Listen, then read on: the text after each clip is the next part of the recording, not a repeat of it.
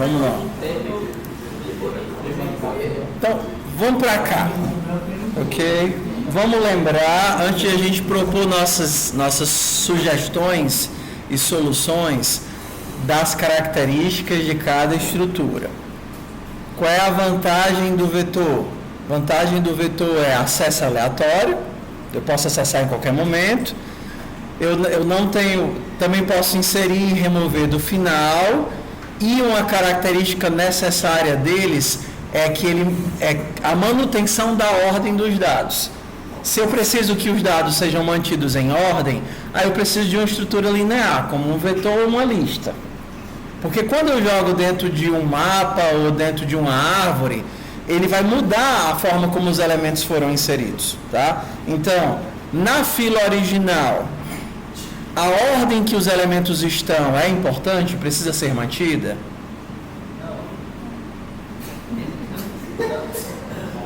Tu pode pegar para o resultado de saída e colocar um cara que estava no final, no começo da lista, e um cara que estava no começo, no final da fila? Não. Você tem que remover os elementos mantendo a ordem da fila. Mas você tem que ir lá para o final, porque o meu algoritmo está dizendo para você fazer isso. Você vai apanhar até a morte. Então, obrigatoriamente, você precisa manter esses dados aqui numa estrutura linear. Seja um vector, né, uma lista sequencial, ou seja uma lista ligada. Faz diferença, eu preciso de uma lista ligada para colocar esses dados que estão bem aqui? Eu vou ficar removendo ou inserindo no meio? Será que eu preciso disso? Depende. Se você quiser fazer a tua remoção andando na lista e removendo, aí você colocaria numa lista ligada. Se você tiver outra ideia para fazer a remoção, como por exemplo, ao invés de alterar a própria estrutura, você gerar um novo vetor com os dados coletados, aí você pode manter o vetor. Tem formas diferentes de fazer. Se eu quisesse fazer in place, né? Em computação a gente tem esse termo aqui. Tem algoritmos que funcionam in place, ou seja, você faz o algoritmo dentro da própria estrutura, e outros não são in place, você gera uma nova estrutura com os valores. Tudo bem? Então, vou aqui para a primeira opção. Primeira opção seria colocar isso daqui no slice normal, né? No vetor. Por quê? Porque eu preciso deles na ordem. Aí a gente vem aqui para o segundo caso. A lista dos elementos que tem que sair, a ordem deles é importante? Ou eu só preciso saber se a pessoa tem que sair ou não? A ordem não importa, eu só preciso saber se a pessoa tem que sair. Por exemplo, eu venho aqui, aí eu olho, elemento número 307.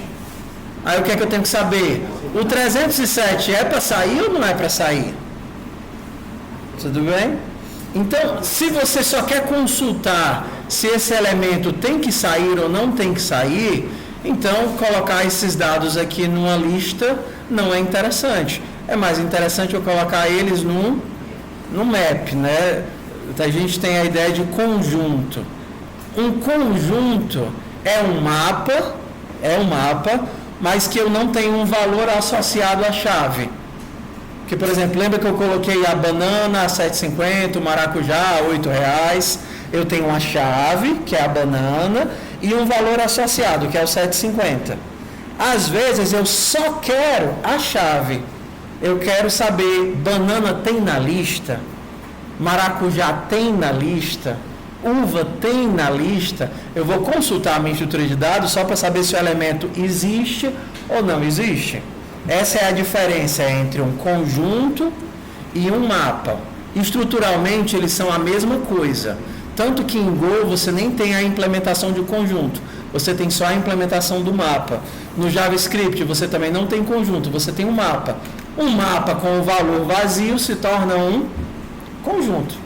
Não preciso do valor. Então, a gente, colocando esses caras no mapa, a gente resolve o nosso problema, que é ele está ele precisa sair da lista, porque quando eu consulto no mapa, isso daqui é tempo constante. Eu ainda preciso percorrer o vetor inteiro para olhar cada uma das pessoas. Mas para saber se ela tem que sair, eu só pergunto para o meu mapa, ele tem que sair? E para resolver isso daqui é o mais simples, né? Ao invés de remover da fila, eu posso ir preenchendo outra fila. Esse cara aqui, ele fica ou ele sai? Ele fica, boto aqui. Esse daqui, fica ou sai? Sai. Esse daqui, fica ou sai? Fica, boto ele aqui. E esse daqui, fica, boto ele aqui. E esse daqui sai, e esse daqui sai, e esse daqui sai, e esse daqui fica.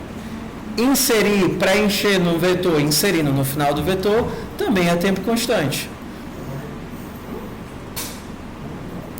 Preencher esse vetor aqui também é tempo constante. Inserir no final de um vetor é tempo constante. Então eu teria n vezes 1 vezes 1. Daria no mesmo se você usasse uma lista ligada e fosse apagando os elementos e passando para o próximo. Daria no mesmo. O de n. O que é que a gente vai fazer agora? Implementar as duas soluções para ver como é que fica em código. Tudo bem? Tudo bem? Bora lá. Vamos nós. Essa atividade, ela é a atividade do apagando. Nós vamos ter apagando. O rótulo dessa atividade é apagando. Então, para a semana que vem, a gente tem duas atividades já. A princesa e o apagando. Vou só relembrar com vocês o que a gente falou sobre... Eu nem sei se eu mostrei isso, tá? A gente tem a marcação da quantidade, a gente tem a marcação de como a atividade foi feita. Eu mostrei isso para vocês ontem ou não? Pronto. Cara, esse negócio de dar... Imagina quando eu estava dando 3 vezes a mesma disciplina, mano. Eu não sabia nem o que eu estava falando em cada sala. Então, essa atividade que eu estou fazendo com vocês, se vocês tiverem a oportunidade de ir fazendo comigo, o código que você fez, seja aqui comigo presencial ou seja aqui comigo em sala, fiz seguindo a aula. Se você conseguir chegar em casa e refazer sozinho, sugiro que você tente, aí você pode marcar para o A. Porque o S é quando você faz o código antes que eu dê a resposta. E aqui eu preciso fazer uma distinção do que é consulta e do que não é consulta, que o pessoal perguntou. Quando eu falo sobre consulta, eu falo sobre consultar algoritmos, como resolver o problema. Não estou falando sobre consultar linguagem, documentação, não é isso. Por quê? Porque você está aprendendo uma linguagem nova. Como é que eu faço, como é que eu faço um subvetor dentro do Go? Eu não sei. Mas conceitualmente eu sei como é que eu faço um subvetor. Mas cada linguagem vai implementar isso de uma forma diferente. Você pode pegar o algoritmo, montar ele na sua cabeça e ir fazendo pesquisa. Ei, como é que me dá um exemplo, ChatGPT, de como é que eu pego um subvetor em Go? Aí ele vai te dar um exemplo de como é que faz isso, você entende e aplica na sua solução. Isso não é consulta, tudo bem? Quando eu falo de consulta você pegar e dizer assim, ei, ChatGPT, eu não sei resolver isso, resolve para mim. Não é isso que eu estou falando. A gente está aprendendo uma linguagem nova, então a gente vai ter que consultar o tempo todo e isso não deduz pontuação. Tá claro isso daí? Sim. Tudo bem? Oi? Também a autonomia. Tipo, eu não sei refazer o código, já tá tudo coisa que a linguagem de cabeça. Não, tudo bem. Isso também se aplica para a autonomia. Tudo bem? Só aumentar logo as características que eu pesquisei quando Pode. O nosso objetivo aqui não é linguagem. O nosso objetivo é trabalhar os algoritmos, tá? Só que também esteja atento ao vício de copiar. Às vezes você precisa tentar fazer de cabeça um pouquinho, porque senão o teu cérebro vai ter zero esforço para tentar fazer algumas coisas. Aí, eu nunca tentei fazer um sort, nem lembro como é que faz. É slices.sort, sort.slice, eu passo o vetor primeiro, como você sempre está olhando, sempre está consultando, você às vezes nem tenta refazer, tá? Então, aí um dos meninos perguntou, professor, quer dizer que se o senhor fizer na aula e eu for fazer de novo, o máximo que eu consigo é A? Eu disse, então eu posso fazer antes do senhor? Calma, cara, calma. Calma, filho. Menos verme, filho. As atividades, elas são planejadas com muita folga. Então, tem aí, de atividade da disciplina, 130% de pontuação. A atividade é planejada com folga e redundância. Porque tem coisas que dá vontade de fazer, coisas que não dá vontade de fazer. Ah, caramba, eu tenho zero vontade de fazer aquele algoritmo lá do notação polonesa, porque é coisa sem sentido. Não faz outra. Entendeu? Então, assim, é planejado com redundância. Então, tentem ser honestos, tá certo? Mesmo que aparentemente a gente tenha a dedução de pontuação. A longo prazo, você vai ver que você vai conseguir acompanhar melhor o seu progresso. Então, tente ser honesto. Não fique com preocupação de conversão para nota. Que é que eu garanto com tranquilidade? O modelo todo é pensado para você ir fazendo aos pouquinhos e chegar em 9, 10 sem muita dificuldade, porque você vai fazendo as atividades, tá certo? Claro, vai ter os bitolados que querem fazer 140%, 150%, mas isso, a ideia de criar o S aqui é só para aquele desafio do pessoal. Não vou esperar ele explicar, eu vou tentar fazer, porque eu gosto, acho massa, passar aqui 8 horas da minha vida e 10 litros de café, tudo bem. Chega no ponto que o cara não consegue nem acertar a letra, de tanto que a mão treme. Então vamos lá aqui, ó. Vamos aqui pro apagando. Vamos aqui pro apagando. Blim, blim, blim, blim. Comentários, tudo aqui, tudinho. Oi. Blim, blim, blim, blim. Ei, vocês já tiveram o erro de colocar a chave para baixo, o bicho não compilar nem a pau? Sim. Cara, é maligno, né? Então você não saca nem de jeito nenhum como é que faz. Então vamos lá aqui, vamos ver. Primeira coisa, vamos ler os dados. A quantidade de elementos na fila e os elementos da fila, a quantidade de elementos que tem que sair e os elementos que tem que sair. Então, eu já vou pegar isso daqui do que eu tinha feito, porque isso daqui a gente já viu, né? Só que está muito feio, vou fazer de novo. A fila, o tamanho da fila, tu tá certo, o tamanho da fila é um inteiro. E a fila é criar um inteiro com o tamanho de fila. Eu faço um i com o range do tamanho da fila e leio os elementos da fila. Aí bora imprimir para ver se deu certo. Print ln de fila. Tá aqui minha fila, ali a fila 10, 9, 6, 3. Tudo bem, bora pro próximo. Eu tenho que ler o outro é a mesma coisa. Vou aproveitar o código porque é a mesma coisa e a gente já fez ontem, então vou refazer não. Vamos ver se eu li direito. fmt.println sair, os elementos que tem que sair. Ok, tá certinho. Então, vamos para o algoritmo ruim, para a gente ver como é que nós implementaríamos isso. Primeiro, eu tenho que percorrer todos os elementos da fila, verificar se eles têm que sair. Se eles têm que sair, eu tenho que remover eles da fila. Beleza? Tudo bem? Qual é o primeiro problema disso? Você não consegue fazer um laço com range alterando a estrutura. Se você tentar fazer isso, você vai ter um problema de concorrência. Exemplo, o que eu estou tentando dizer aqui? Estou tentando que se você tentar fazer algo parecido com isso, em qualquer linguagem, índice, elemento na fila. Para cada elemento na fila. Fazer aqui um for bem simples, tá? Se o meu elemento for igual a 9, para remover uma posição da fila, Se você tivesse em Java, seria algo como fila.remove, né? Ou é fila.erase? Remove. Pronto, erase seria no C++. Aqui, essas ações dos slices estão dentro da biblioteca slices. Deixa eu ver se é delete. Pronto. Slices.delete. Você vai remover da fila, da posição I até a posição I+1, sem incluir o I+1.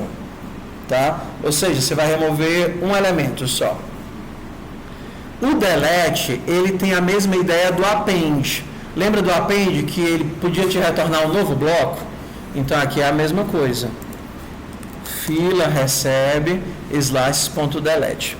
Será que esse código vai funcionar? Vamos entender o que a gente está fazendo. A gente está percorrendo a estrutura usando um range, e à medida que você vai percorrendo a estrutura, você está arrancando pedaços da estrutura. Percebeu aí o bagulho? Ou seja, esse objeto fila que você está manipulando aqui, na hora que você der no primeiro remove, não é mais a fila que você está tentando remover. Vai bugar tudo. Em algumas linguagens vai só bugar, em outras tipo Java você vai ter uma exceção de acesso concorrente, alguma coisa assim. Acesso concorrente. Você está tentando andar alterando a estrutura. Ok? Então, o que é que normalmente a gente faz? A gente anda numa das estruturas, colocando os valores que a gente quer em outra estrutura. Mas supondo que você é insistente. Eu quero um N ao cubo, que eu quero rodar aqui 1 milhão de vezes. Aí você vai para o modo Gamb, né? Vamos fazer aqui um for. Eu quero fazer... Vou começar com I igual a 0 e eu vou continuar fazendo enquanto I for menor do que o tamanho da fila. Vou andar pela fila. Quando esse carinha aqui atualizar, eu calculo o length de novo e ele vai. Então, beleza. Como é que você sabe se esse cara, o elemento, ele está em fila na posição índice, não é isso? Como é que você sabe se esse elemento tem que sair? Você tem que percorrer o quê? No modo não inteligente. Tem que percorrer a lista dos elementos que tem que sair inteira, né? Eu poderia fazer um for, poderia fazer uma função, mas eu vou usar as funções prontas da linguagem. Então a gente vai fazer será que slices. Eu tenho aqui um contains. Será que o vetor sair possui esse elemento? Será que o vetor sair possui esse elemento? Ok. Isso daqui vai me retornar verdadeiro ou falso. Se ele possuir o elemento, o que é que eu tenho que fazer? Remover o elemento da fila original, da forma mais burra possível, né? Então, agora sim. Slices.remove, erase, delete. Delete de fila da posição I até a I+1. Ok. Atualizei o slices. Posso ir para o próximo elemento? Não, atualizei a fila. Posso ir para o próximo elemento, para o próximo I? Sim ou não?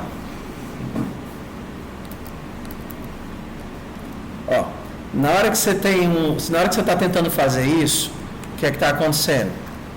Você remove um elemento. Na hora que você remove, ele desaparece, mas o delete puxa de volta. Tá vendo? Eu posso ir para o próximo índice ou tenho que continuar olhando o mesmo índice? Tenho que continuar olhando o mesmo índice.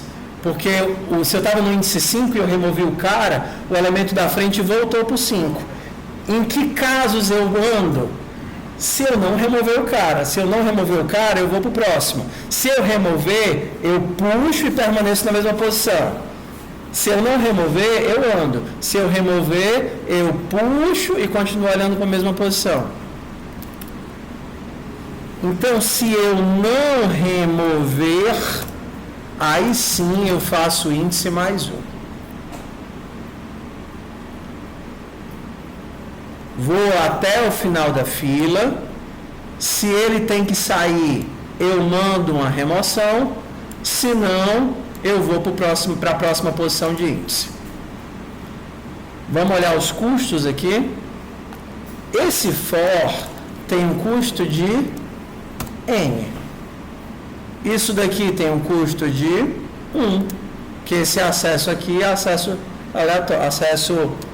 Aleatório não, né? Acesso aleatório. Qual é o custo dessa operação aqui? Se elemento está na fila de sair. Mesmo que você não esteja vendo for, essa função está fazendo um loop dentro de uma lista. Então, o custo disso daqui é N também. Qual é o custo dessa operação aqui? N também. Por isso, nós temos N vezes N vezes N. Por isso que a gente tem o nosso N ao cubo. Bora lá. Vamos só imprimir esse carinha aqui para ver se deu certo. fmt.println sair. Println.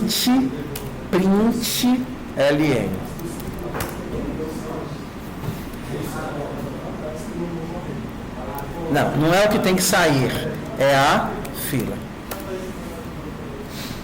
1096 vai sobrar 1096. 181,72 mil, 181,72 mil. Então, nosso código está funcionando direitinho. Vamos refazer. Para refazer, a primeira mudança é que o pessoal do sair não vai para uma lista, eles vão para onde? Para o mapa, não foi isso? Então, ao invés de colocar aqui, a gente vai dizer que é um mapa. O tipo de dado que eu estou colocando, a chave é um inteiro. E o valor que eu estou colocando associado a essa chave não é nenhum. Ontem a gente fez com booleano, não foi? Só que a gente não usa esse valor para nada, é um valor inútil. Quando você precisa definir uma estrutura que não vai ser usada para nada, a forma em Go de fazer isso é criando uma struct vazia. Ó, o valor eu não vou guardar nenhum valor, é insignificante, ignora, tá? O tamanho do mapa a gente não coloca. Tudo bem? E agora eu preciso inserir os elementos aqui dentro. Para inserir, a gente normalmente insere assim, ó, sair numa determinada posição, que seria o valor, recebe alguma coisa. No caso aqui, o que eu estou inserindo é uma struct vazia. É uma struct vazia. Estou inicializando ela. A questão é que eu não tenho como dar o scan direto para dentro do mapa. Eu tenho que ler uma variável e aí eu uso essa variável para alimentar o mapa. Então eu vou fazer o seguinte. Vou criar uma variável, var valor, que é um inteiro, e vou ler para essa variável. Scan valor. E aí eu insiro o valor dentro da estrutura. Essa chavinha aqui é um modelo rápido de inicializar dados, tá? Também poderia fazer isso daqui, eu acho. Posso não. Tenho que fazer assim mesmo. Uma struct vazia. Ué, por que aqui é só um e aqui são dois? Aqui é o tipo, aqui é a inicialização do tipo. É feio, eu também acho feio. Eu tenho que inserir quantos elementos dentro da lista? Tamanho sair elementos. Ué, esse i, eu não consigo me livrar dele, consigo? Deixa eu ver. Posso fazer só assim? Não sei. Bora testar. Vamos ver se eu consegui ler os dados direito.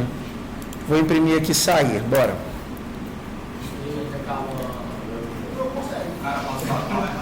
Hã? Será que eu estou lendo certo? Sair só o 3 para sair o 5, o 9 e o 33. Tá certinho. Que foi?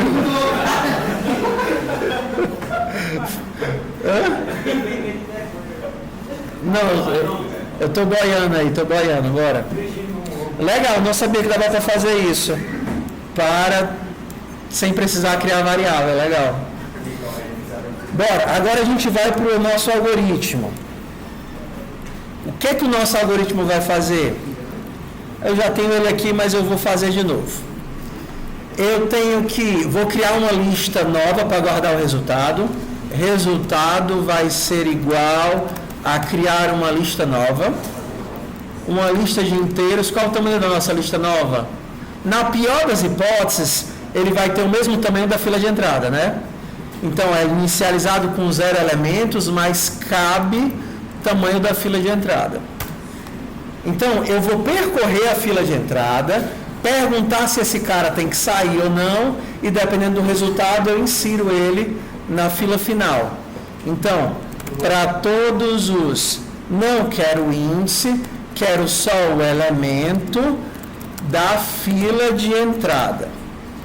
Então, eu vou perguntar, esse cara tem que sair? O valor não me importa, porque eu não estou armazenando nenhum valor. Eu só quero saber se ele existe ou não existe. Ele existe dentro de sair esse elemento, ele tem que sair. Aí aqui ele vai me responder verdadeiro ou falso. Se ele não tiver que sair, então eu coloco ele no resultado.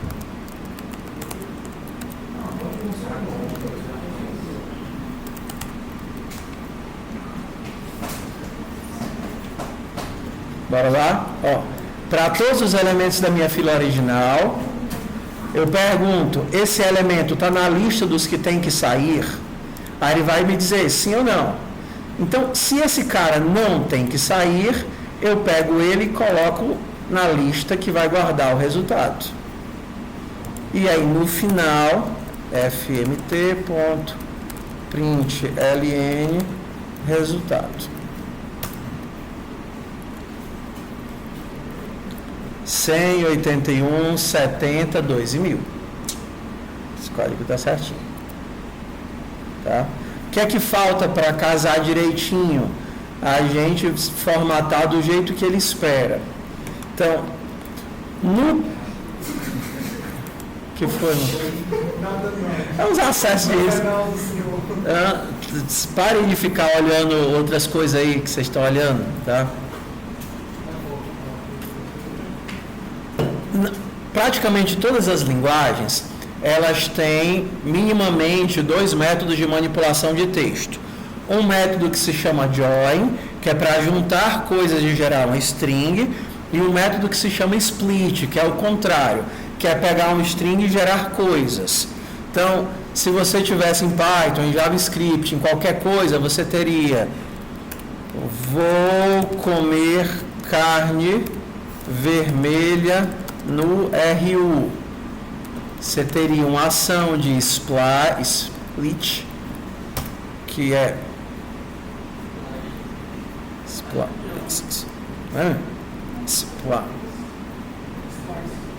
não, o que eu estou fazendo errado? Split, valeu. Que faz isso, e uma ação contrária, que seria pegar e juntar, fazer manual, tá?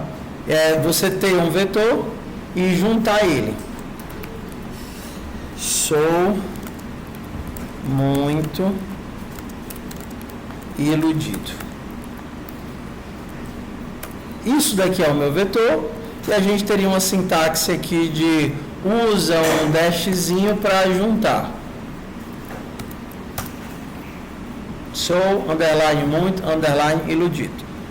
JavaScript seria mais ou menos a mesma coisa. a diferença é a sintaxe. Aqui a gente teria a lista 1, 2, 3, 5, 3, 7, ponto join, barrinha. Não sei se vocês perceberam, mas sintaticamente é diferente. No Python, eu chamo o método a partir da string, né? Eu dou string.join e a lista, e no JavaScript eu estou fazendo o contrário. O join, ele não é um método da string, ele é um método de quem? Da lista. Eu dou lista.join, mas para que, professor, o senhor não devia ensinar uma linguagem só? Não, porque eu estou ensinando um conceito, eu estou explicando que conceitualmente você vai ter isso em todo canto que você for parar. Eu estou em Rust, não interessa. Você tem conceitualmente, na maior parte delas, essas funções, tá? Porém, por questão de projeto de linguagem, as funções possuem limitações. Exemplo, JavaScript não tem tipagem forte, ou seja, ele converte tudo livremente. Ele converte qualquer coisa para string. Então, se você desse um join em qualquer vetor, ele ia converter o elemento para string e ia fazer o join. Python não faz isso. Se você tivesse lá em Python e tentasse fazer juntar uma lista de inteiros, 1, 2, 3, 4, ele ia dizer, não. O meu join só funciona em lista de strings. Aí você tem que fazer as gambiarra velha da vida. Então, transforma cada um desses elementos em string. Cada um dos elementos você transforma em string.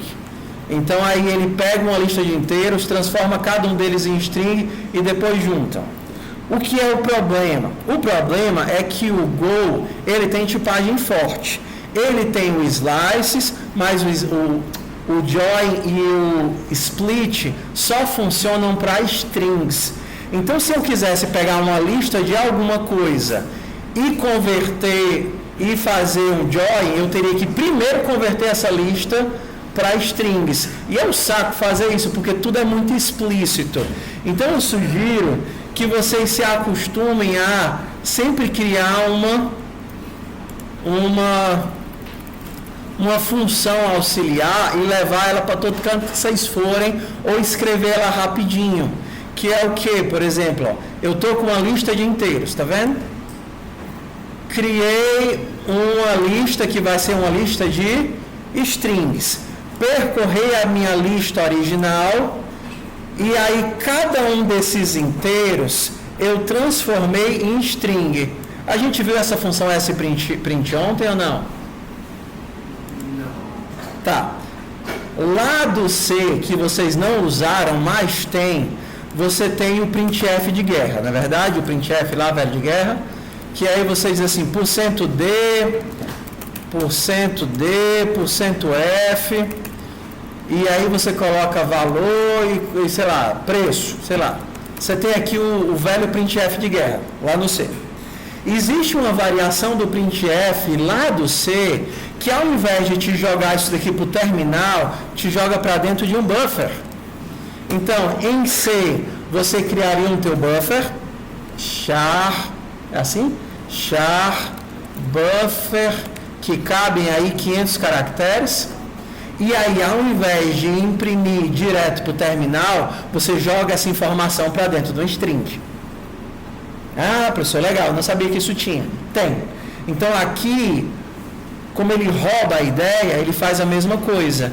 Eu poderia pegar a minha informação e tanto fazer um printf e jogar o negócio para dentro de um string, como eu poderia dar um print normal, ele vai converter para o valor de texto normal, e ao invés de escrever no buffer, ele vai me retornar a string. Ou seja, é a forma padrão como eu converto alguma coisa para um texto. Se você quisesse gerar um string especial, ao invés de imprimir, guardar essa string, você poderia fazer isso. %D, %F, e aí colocava valor, preço e tudo mais. Só que como você não está usando o printf que vai jogar no terminal, você está usando o sprint, isso daqui vai te retornar o texto que iria para o terminal.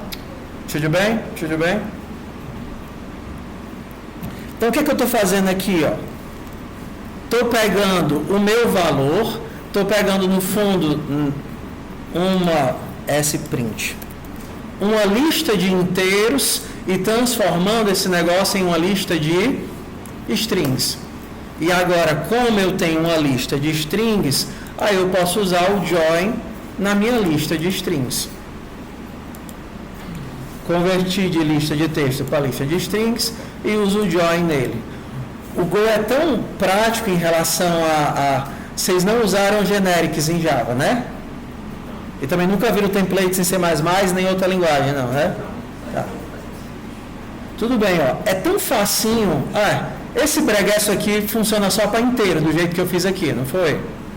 Olha como é fácil. Eu queria que isso daqui funcionasse para uma coisa qualquer.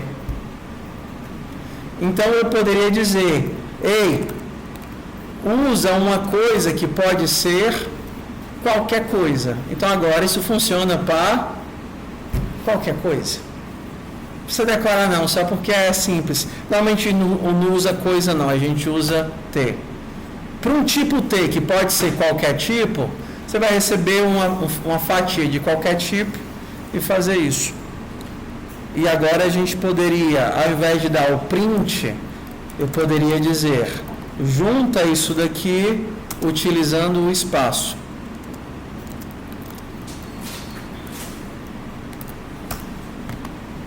Falta só os 2 prints lá, que eu estou dando sem motivo.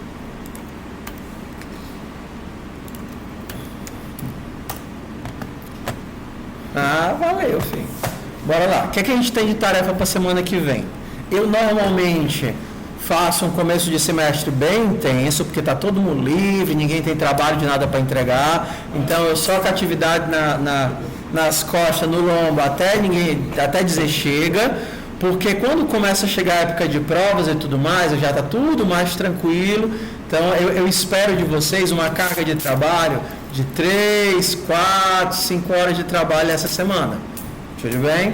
Então, a gente tem algumas atividades. Primeiro, vocês vão ter o vídeo. Eu não vou mandar códigos, mas você já tem a ideia para vocês fazerem princesa e apagando, que são as coisas que a gente fez em sala. Tudo bem? E depois tem só métodos para a gente treinar o que vocês viram aqui. Eu estou colocando manipulação e especiais, mas você não precisa fazer os dois, vai ficar como opcional, tudo bem? Pelo menos um deles. Você olha, vê o que você achar mais legal. Isso daqui é um punhado de exercíciozinhos de vetor. Exemplo, remover de uma lista ou procurar fazer contagens. Quantas vezes esse valor aparece? Quantas vezes cada valor aparece? É só a aplicação do mapa. Percorre, vai alimentando o mapa e no final você entrega a chave valor. Diz.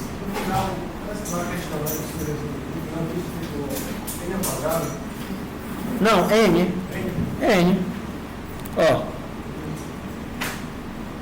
Para alimentar, você tem um custo de N, mas isso não está dentro de um laço. Para alimentar, você também tem um custo de N. Então, você teria N mais N, 2N. Esse daqui, também, para percorrer, você tem N. Para acessar, você tem 1. Para colocar no mapa, para colocar no final do vetor, você tem 1. N vezes 1 vezes 1.